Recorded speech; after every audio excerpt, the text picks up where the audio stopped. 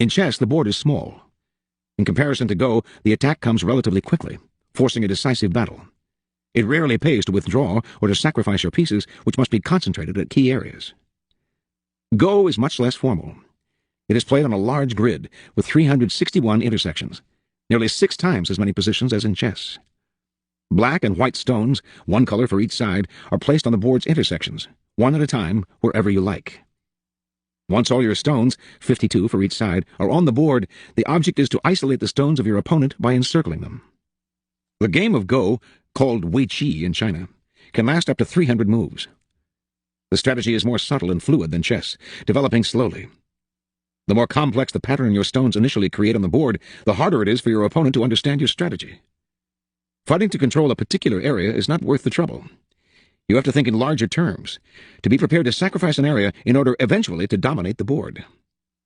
What you are after is not an entrenched position, but mobility. With mobility, you can isolate the opponent in small areas, and then encircle them. The aim is not to kill off your opponent's pieces directly, as in chess, but to induce a kind of paralysis and collapse. Chess is linear, position-oriented, and aggressive. Go is nonlinear and fluid. Aggression is indirect until the end of the game, when the winner can surround the opponent's stones at an accelerated pace. Chinese military strategists have been influenced by Go for centuries. Its proverbs have been applied to war time and again. Mao Zedong was an addict of Weiqi, and its precepts were ingrained in his strategies.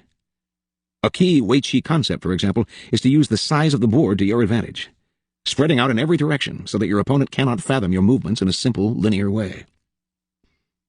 Every Chinese, Mao once wrote, should consciously throw himself into this war of a jigsaw pattern against the nationalists.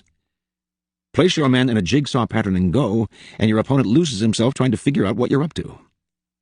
Either he wastes time pursuing you, or, like Chiang Kai-shek, he assumes you're incompetent and fails to protect himself.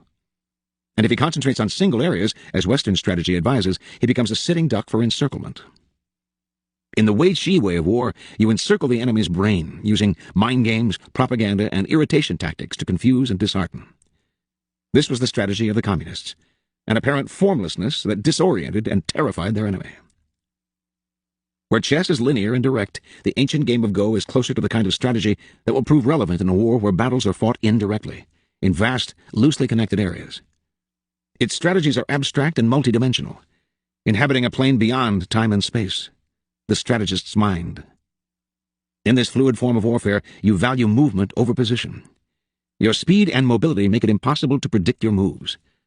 Unable to understand you, your enemy can form no strategy to defeat you. Instead of fixing on particular spots, this indirect form of warfare spreads out, just as you can use the large and disconnected nature of the real world to your advantage. Be like a vapor.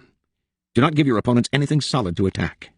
Watch as they exhaust themselves pursuing you, trying to cope with your elusiveness. Only formlessness allows you to truly surprise your enemies. By the time they figure out where you are and what you're up to, it is too late.